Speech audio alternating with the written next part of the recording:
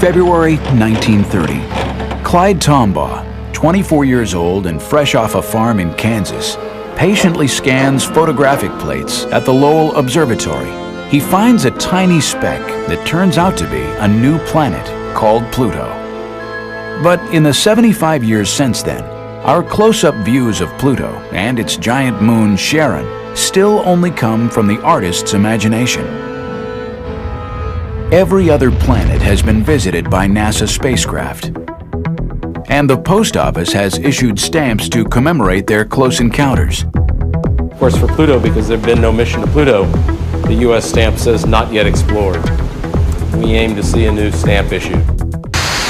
We have ignition and liftoff of NASA's New Horizons spacecraft on a decade-long voyage to visit the planet Pluto and then beyond.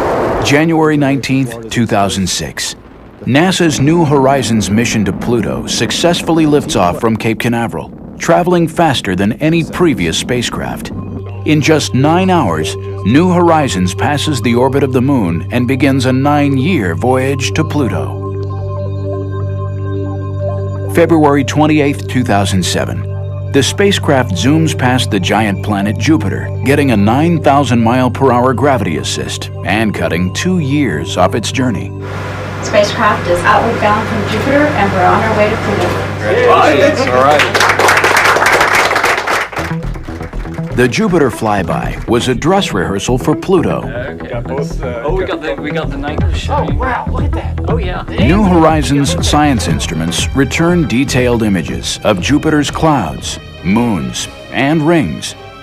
If all continues well, things look good for July 2015 and the Pluto flyby.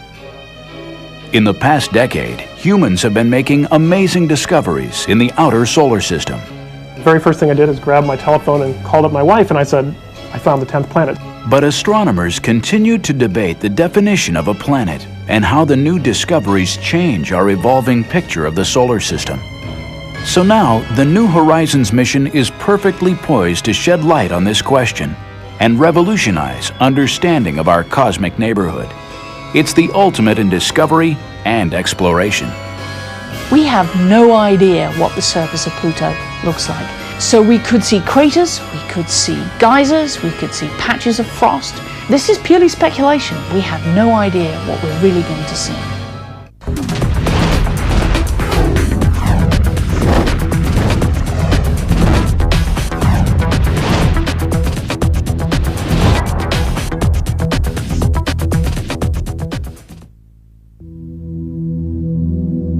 Late 2005, the long journey begins. Cape Canaveral, Florida, NASA's Kennedy Space Center. In the Kennedy clean room, the New Horizons spacecraft takes its first short flights. It's just over 2 meters, about 7 feet from the tip of its high-gain antenna to where it joins the rocket, about the size of a grand piano. Fully loaded with fuel, it weighs 1,000 pounds. Not very large or heavy for a planned journey of almost 20 years. The main difficulty about going to Pluto is that it's so far away. The Earth is almost 100 million miles away from the Sun. Pluto is 30 times that far, 3 billion miles away. To get to Pluto in our lifetimes means it has to go very fast. Its average speed is more than 10 miles per second. And to do that, it had to be light. One of the unique things about New Horizons is that we built a very light spacecraft and bought a very large launch vehicle. And the combination is ferocious. It gives us a very high flyout speed because we have a very long way to go. Sprinting away from Earth on launch day, New Horizons crossed the orbit of the Moon in just 9 hours. Apollo took 3 days. The spacecraft reached Jupiter in 13 months. Galileo took 6 years.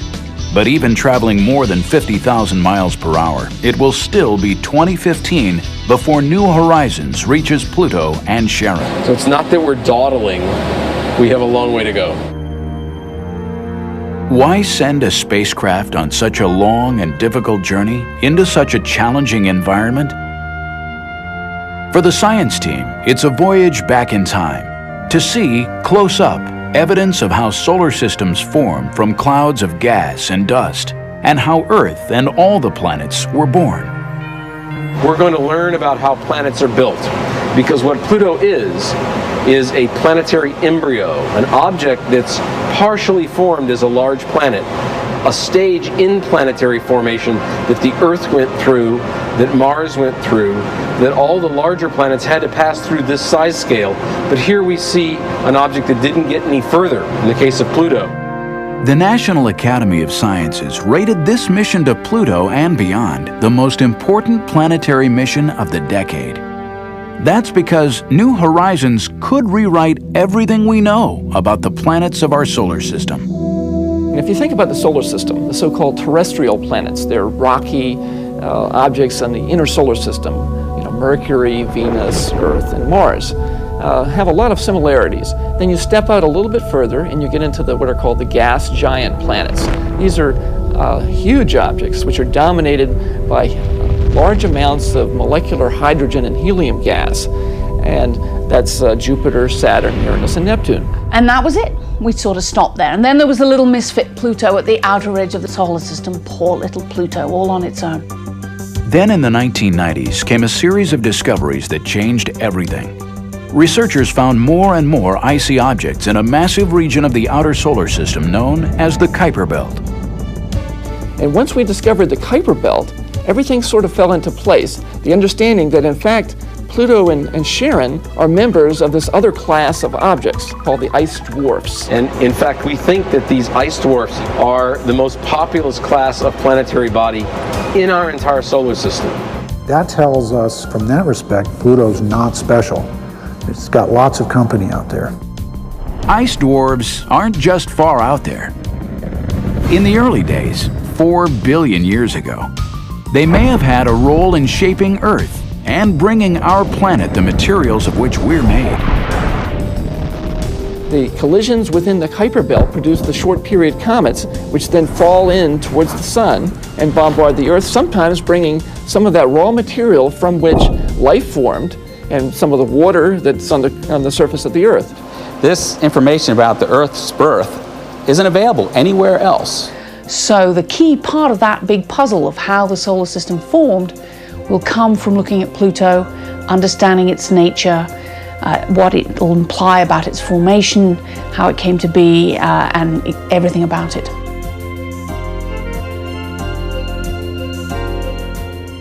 Coming up, with New Horizons safely on its way to Pluto, find out what sophisticated scientific instruments are on board to unravel Pluto's mysteries.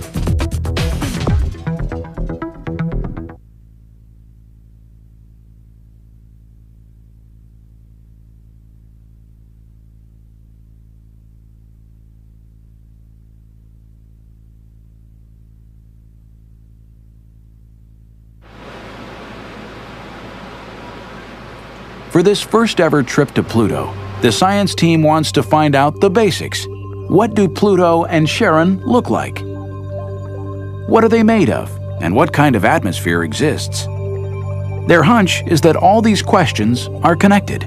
With Pluto, if you want to understand the atmosphere, you have to understand the surface. If you want to understand the surface composition, you have to understand the geology. If you want to understand the geology, you've got to understand the atmosphere. It's all tied together, and so we have instruments to study every aspect of Pluto. The 7 science instruments on board New Horizons are ingeniously designed. They're small and weigh very little. On average, each uses no more power than a household nightlight, and they're intended to work together seamlessly. We picked names for most of our instruments. We have Rex and Alice and Ralph, and it's just a happy family. The black and white telephoto camera called Lori will be used for navigation in the months before closest approach and to study Pluto's surface. This big barrel is a telescope called LORI, the Long Range Reconnaissance Imager. It's our biggest